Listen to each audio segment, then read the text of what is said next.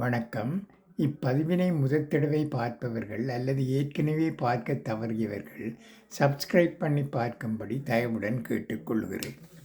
தத்துவங்கள்.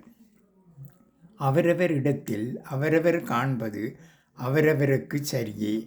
இடமும் சூழ்நிலையும் மாறும்போது தவறும் சரியாகலாம், சரியும் தவறாகலாம்.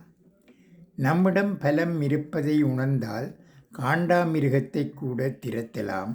காண்டாமிருகம் போல பலம் இருந்தும் அதை உணராமல் விட்டால் கண்ட நாயும் நம்மை துரத்தும்.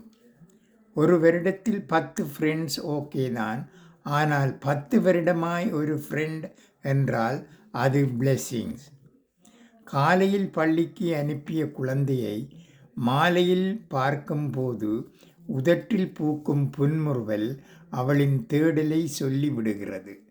நன்றி, வணக்கம்.